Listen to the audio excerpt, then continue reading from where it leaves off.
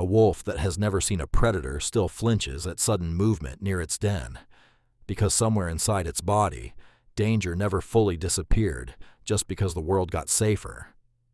Now picture a person lying in a warm bed, doors locked, phone charged, refrigerator full, heart pounding for no visible reason. Nothing is hunting them, nothing is starving them, and yet their body behaves as if it is standing in the open, exposed, with no fire and no shelter. This is the strange paradox at the center of modern life. The safer humans become, the more anxious many of them feel. Comfort was supposed to calm the nervous system. Instead, it seems to leave it idling, waiting for a threat that never comes. To understand how this happened, you need to imagine a version of the human mind built for a completely different world. For most of our existence, danger was not occasional, it was constant.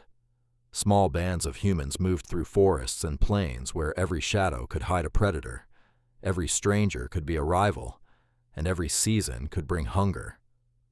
The brain that evolved under these conditions was not designed for comfort. It was designed for vigilance. It rewarded the individuals who noticed danger first, who flinched before thinking, who stayed alert even while resting. Calm in that environment was a luxury few could afford. The nervous system that kept ancient humans alive was essentially an alarm system, always scanning, always ready to fire. And yet, strangely, this same system is still running inside everyone today, in bedrooms, offices, and quiet streets, where nothing is actually hunting anyone. But this story does not start with anxiety. It starts with stress as a tool, not a flaw. Stress hormones like cortisol and adrenaline were never meant to ruin lives. They were meant to save them. When an ancestor spotted movement in tall grass, their heart rate spiked, their muscles tensed, and their senses sharpened within a fraction of a second. This response did not ask for permission or context. It acted first and explained later. The detail almost no one notices is that this system was built for short bursts, not constant use. A burst of fear followed by safety, followed by rest. Danger, then relief. Threat, then recovery. The ancient body expected cycles, spikes followed by calm. The problem is that the modern world removed the calm and kept the spikes running in the background almost permanently. What makes this even stranger is that modern threats rarely look like threats at all.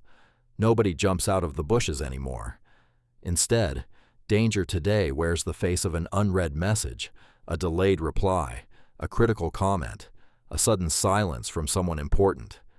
The brain, however, cannot tell the difference between a predator and a notification. It evolved to detect patterns of uncertainty and react with the same ancient alarm. An unanswered text can trigger the same physiological cascade once reserved for genuine survival threats.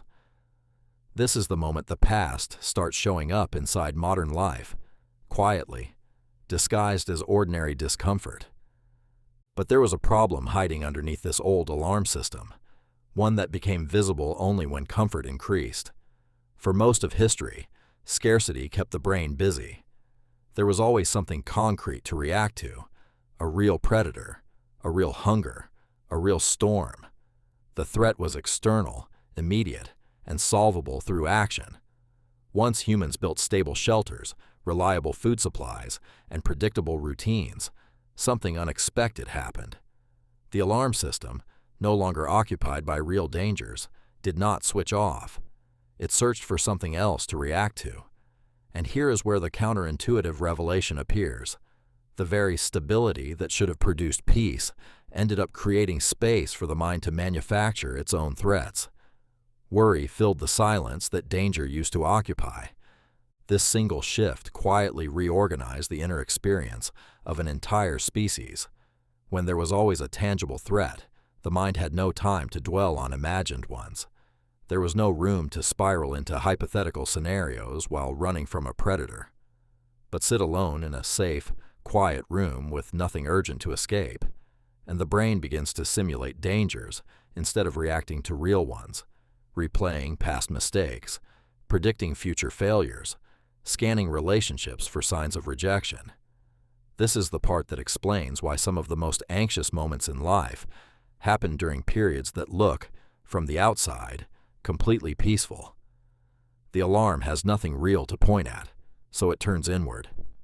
This is also where the most important piece of the puzzle begins to take shape, the piece that explains why comfort itself can feel unbearable to a nervous system trained for emergencies.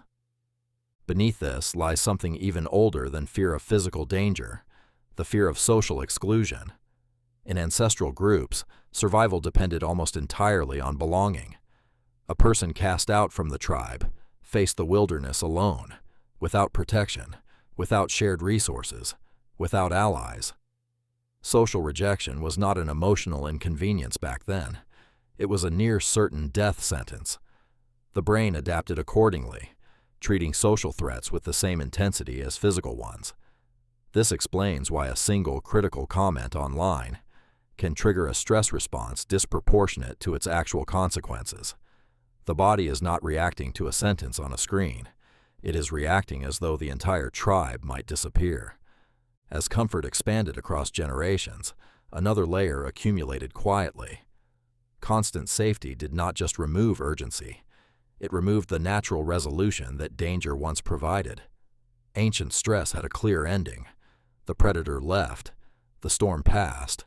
The body returned to baseline. Modern stress, by contrast, often has no clear ending at all. Financial uncertainty does not vanish in 5 minutes. Career anxiety does not resolve like an escaped predator. Without a defined endpoint, the nervous system stays activated far longer than it was ever designed to. The alarm becomes a constant hum instead of an occasional alert. In recent decades, researchers studying hunter-gatherer societies, still living with minimal modern comforts, found something revealing. Despite facing real environmental dangers, these groups reported strikingly lower rates of chronic anxiety compared to populations living in highly secure, resource-rich environments. The evidence suggested that constant low-level uncertainty, paired with strong social bonds and physical activity, may have kept the ancient alarm system functioning closer to how it evolved, in short bursts, followed by genuine rest, rather than in the prolonged, directionless activation common in modern comfort. This is where the cost becomes impossible to ignore.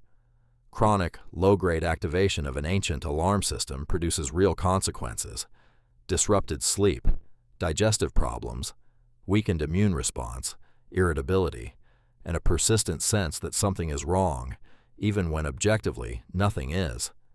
The very mechanism built to protect the body begins to wear it down instead. Comfort, paradoxically, can generate its own form of suffering, not because safety is dangerous, but because an idle alarm system eventually starts producing false alarms simply to justify its own existence. This reveals something larger about being human. Underneath every modern convenience still lives an ancient nervous system that has not caught up with the world it now inhabits. The instinct that once kept ancestors alive in dangerous landscapes did not disappear when the landscapes became safe. It simply changed its targets, shifting from wolves to deadlines, from storms to silence, from predators to people's opinions. Anxiety, in this light, is not a malfunction. It is an old survival tool firing in a world that no longer requires it, like a smoke detector that cannot distinguish between fire and steam. Tonight, lying in a quiet, locked, comfortable room, the heart might still race for no visible reason. There is no predator at the door. There never was. But somewhere far back in the architecture of the mind, an ancient watcher remains at its post, still scanning the dark for threats that vanished long before memory began, still mistaking silence for danger, still waiting, faithfully, for a world that no longer exists.